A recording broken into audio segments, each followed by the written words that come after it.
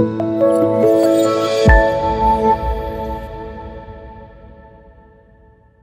morning, everybody. It is really a pleasure to be here, and I'd like to thank the organizing committee for inviting me to discuss the latest trial results in high-risk endometrial cancer. So these are my disclosures, but none is related to the topics discussed today.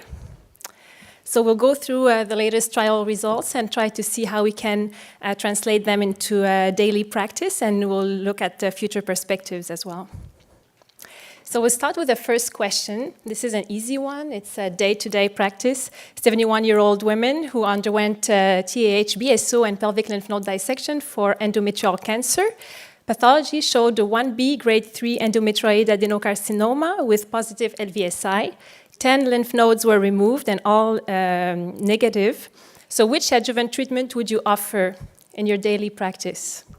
1, chemo only, pelvis external beam only, a combination of external beam and chemo, vaginal vault brachy and chemo, vaginal vault brachy only, or none of the above? Let's raise your hands. Who will go with the conventional way to do? So who would give chemo only? Pelvic radiation? Someone give pelvic radiation, okay. Pelvic radiation and chemo? Okay. Vaginal vault brachy and chemo? Okay. Vaginal vault brachy only? Okay. And no adjuvant treatment. So there's a wide variation here I can see. So the same patient, she has serous carcinoma, stage FIGO 1A with 10% myometrial invasion, no lymph nodes, negative cytology. Which adjuvant treatment would you give her? Can we try the poll? Okay, so chemo only, serous carcinoma 1A. Okay, pelvic radiation and chemo. Very few. Okay, vaginal vault brachy and chemo. Okay, vaginal vault brachy only, and no adjuvant treatment. None. Good. Okay. So, as you know, high-risk endometrial cancer counts for 15% of all endometrial cancer diagnoses, and we can separate them in two broad categories: high-stage any histology, which is mainly stage 3 and 4, or low-stage unfavorable, which is stage 1 and 2 with serous or clear cell carcinoma, or grade 3 endometrioid with deep myometrial invasion with or without LVSI. So where do we come from? In the last 20 years, there were numerous randomized trials in high-risk endometrial cancer. And in the beginning, trials looked mainly at the type of chemotherapy. And after studying the very toxic triplet, doxo, cisplatinum, and Taxol, the GOG 209, which is not published yet, have shown that carbotaxol was not inferior and much less toxic. Then came trials looking at the comparison between external beam radiation versus chemotherapy. So these trials found out that with no radiation, there was more pelvic and periatic recurrences, and when we omit, with no chemotherapy, there's more distant metastases. The majority of those trials did not show a survival benefit from one treatment or the other, but clearly, when we don't give chemotherapy, there's more pelvic and periatic recurrences, and that's the reason why the combination of both chemo and radiation was appealing.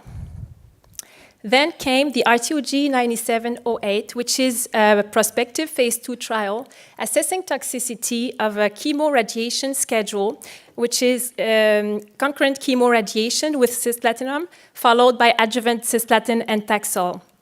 And they found a 4-year overall survival of 85% and disease-free survival of 81%, which was better than what was previously published.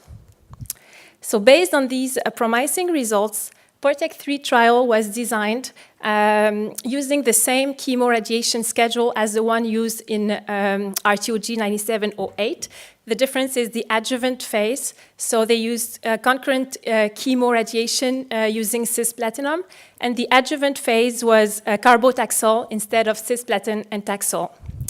During the recruiting phase of PORTEC-3, the NSGO-EORTC trial was published. It was published in a pooled analysis with the unfinished phase 3 MANGO trial, and they showed that chemotherapy doesn't improve overall survival when added to radiation.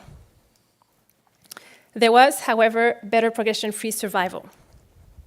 And finally, the GOG 258 is a comparison of chemo-radiation versus chemo only, and they used the same chemo-radiation as the one used in PORTEC-3, and chemotherapy was 6 cycles of carbotaxol, and they showed that radiation reduced pelvic and periaortic recurrences, and there was no difference in overall survival or relapse-free survival. So now if we look at PORTEC-3 trial, it is a multi-center randomized trial that included patients with high-risk endometrial cancer, defined as 1A grade 3 and LVSI, 1B grade 3, stage 2 endometrioid, stage 3 to 3A, B, C, and serous and clear cell were also included. They had to, for stage 1A, they had to have myometrial invasion, and they were included up to stage 3. Of course, sarcomas and carcinosarcomas were excluded. So 660 patients were randomized. By the way, this trial was published earlier this year at the Lancet Oncology. So the randomization was between the standard, which is external beam radiation, with or without brachyboost. If cervix was involved, they would add brachyboost, versus concurrent chemoradiation followed by 4 cycles of carbotaxol. So median follow-up was 5 years. All patient characteristics between the two groups were identical. I have highlighted here some of them. Median age was 62 years. Nearly 60% of patients had lymph node dissection, lymph node sampling, or full surgical staging. There were 16% serous carcinoma, 10% clear cell, and 5% mixed histology. All patients on both groups completed the planned external beam radiation, and vaginal vault brachytherapy was given in almost half of the patients in both groups. For the arm using chemotherapy, 92% of patients received both cycles of concurrent cisplatinum, 79% completed 4 cycles of carboplatin, and 71% completed 4 cycles of paclitaxel. Chemotherapy discontinuation rate was 18%, and the main reasons for discontinuation were toxicity and patient decision. So if we look at the survival outcomes, 5-year overall survival was 82% for chemoradiation arm and 77% for radiotherapy. When adjusting for stratification factor, it was not statistically significant with a p-value of 0.11. 5-year failure-free survival was 76% for chemoradiation and 68.6% for radiotherapy, and they adjusted again for stratification and found a statistically significant difference with a p-value of 0.02. As you can see, isolated vaginal and pelvic recurrences were very rare in both groups, and the main site of first recurrence was distant. There were 22% distant recurrences in the chemoradiation group versus 28% in radiation, and this was not statistically significant. These are the Kaplan-Meier curves. So on the left side, the overall survival curves.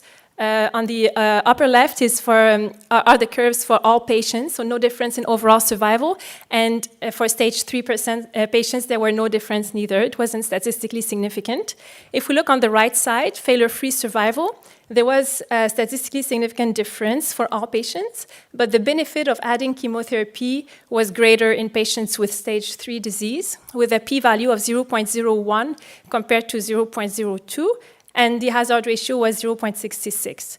So there was 11% absolute improvement in failure-free survival for patients in stage 3 disease. However, stage 1 and 2, there were absolutely no difference in failure-free survival with a p-value of 0.47. So this is a multivariate analysis for failure-free survival, and only age group was predictive of treatment effect. So the only patients over 70 years of age or older benefited the most from the treatment, as you can see here. Now looking at toxicity, as expected, there were more toxicity in the chemo-radiation arm with 93% grade 2 or more. And there were also more grade 3 or more toxicity, the majority of toxicity being hematological toxicity.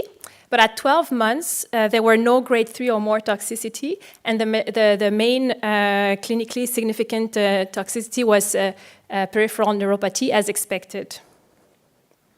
So in conclusions for PORTEC-3 trial, adjuvant chemotherapy given during or after radiation for high-risk endometrial cancer did not improve 5-year overall survival, but it did improve 5-year failure-free survival. And the authors conclude that it should be considered for stage 3 disease, but it cannot be recommended as a standard of care for stage 1 and 2. Now, if we look at GOG 249, they included patients with low-stage unfavorable disease, and the randomization was between vaginal brachytherapy followed by 3 cycles of carbotaxol or pelvic radiation with or without brachy.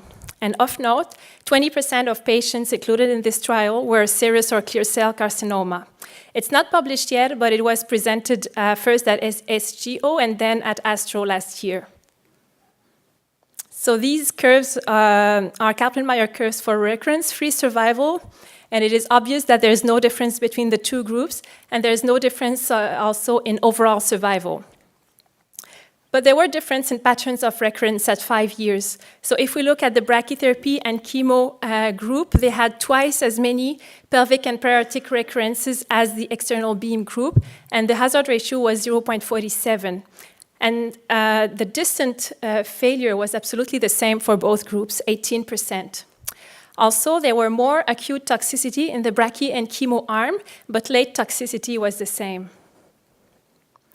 So the conclusions for GOG 249 is that vaginal cough brachy and 3 cycles of carbotaxol was not superior to pelvic external beam in women with high-risk early-stage endometrial cancer.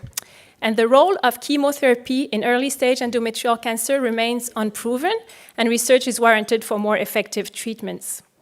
So the authors concluded that radiation alone remains the main adjuvant treatment of choice for this group of patients.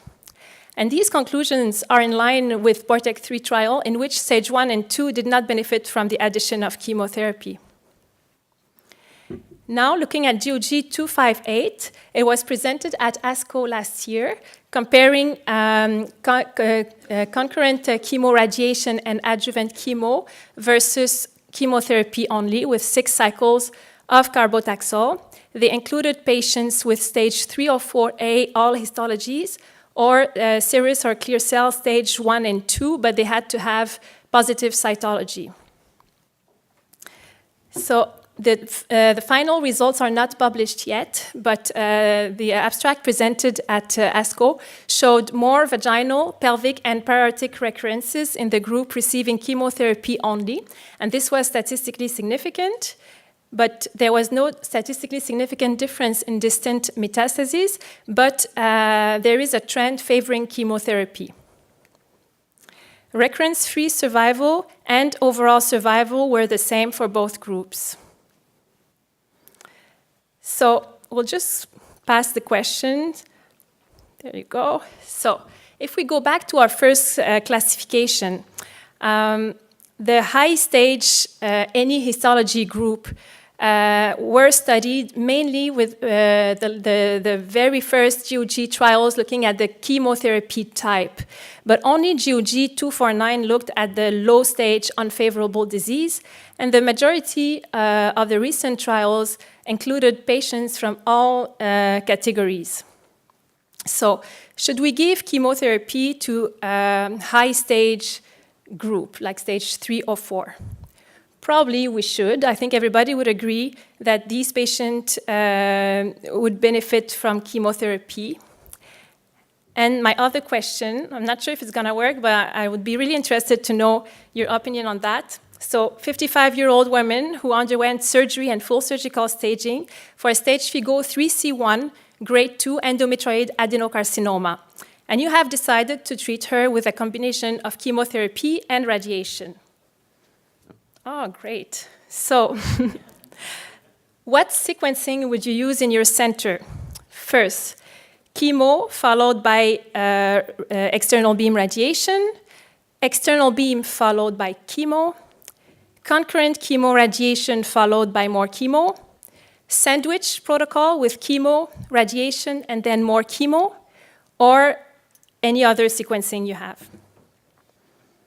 Okay, so the two most common sequencing used are sandwich form in green and chemo followed by external beam radiation.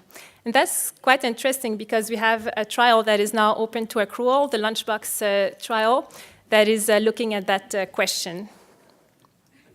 Yeah? So now, going back to low-stage unfavorable disease, should we give them chemo? There's only one trial looking at this group of patients, and this trial showed that we shouldn't give chemo. One can argue that maybe 3 cycles of carbotaxol is not enough, but on the other hand, PORTEC 3 trial used 2 cycles of cisplatinum plus 4 cycles of carbotaxol, and still didn't show any benefit in the addition of chemotherapy. But what about the serous or clear cell? Well, if we go back to PORTEC 3, 28.6% of patients were serous and clear cell, and if we look at the difference in failure-free survival, the improvement of failure-free survival was at least as much as the improvement for stage 3 endometrioid, but it was not statistically significant, probably because of the low numbers. For GOG 249, 20% were serous, and there was no benefit whatsoever from the addition of chemotherapy in that trial. And the NSGO-EORTC, I don't know if you remember, they included 140 patients with serous or clear cell. And although there was a progression-free survival benefit for endometrioid cancer, there was absolutely no difference for serous or clear cell. So really, at the moment, we don't know if this group of patients needs adjuvant chemotherapy. What about pelvic radiation? Should we give it to everybody with high-risk endometrial cancer? Well, we know from previous trials that if we don't give pelvic radiation, there's more pelvic and periaortic recurrences. Also, when we try to replace pelvic radiation with some kind of chemo and brachy, then we increase toxicity.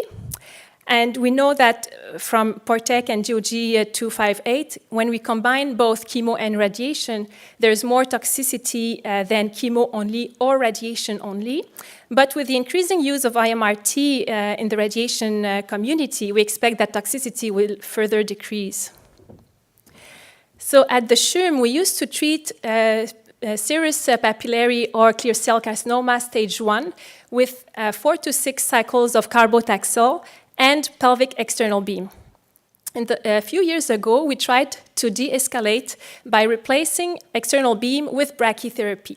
And we published our results comparing the two cohorts, and we didn't find any difference in overall survival or disease-free survival between the two group of patients. But now the question is, maybe instead of trying to de-escalate radiation, maybe we should have tried to get rid of chemo. According to GOG 249, pelvic radiation was probably the way to go, but we really don't know. Maybe there is a subgroup of patients that will still benefit from the addition of chemo, and there's probably also a subgroup of patients that will not benefit from external beam, and maybe just vaginal vault brachy will be enough for them. So you all know the SHREC study, which is a comprehensive assessment of the management of high-risk histiotypes across multiple cancer centers in Canada within the GOC. And they found that there is a wide variation in practice for high-risk histiotypes. And interestingly, the relative impact of adjuvant therapy appears to be histiotype dependent. For example, overall survival was better when adjuvant radiation was used for grade 3 endometrioid or clear cell carcinoma, and there was a better overall survival when chemo was used for serous or carcinosarcoma. And also in this study, they showed that even when completely staged, 1A serous carcinoma had a high rate of recurrence. So in conclusion, it appears that radiation is really good in achieving good local regional control. But now we need to address the problem of distant metastases. Clearly, the way we give chemotherapy today can be improved. There is the Lunchbox trial looking at chemoradiation sequencing, but also we need to have new drugs approved in endometrial cancer. And as you know, endometrial cancer is a heterogeneous group of disease, and we really need to define subgroups that would benefit from systemic therapy, and it is likely that molecular markers will help to improve the suboptimal performance of current classification. So an example of molecular classification is the one that was suggested following the NCI trials planning meeting. And by using sequencing or immunohistochemistry, we can classify patients into molecular subgroups defined previously by the Cancer Genome Atlas. In Europe, Portec Group is also designing a trial called Portec-4 that will also use molecular biology to individualize a treatment. So I think everybody is moving forward to molecular classification. Thank you.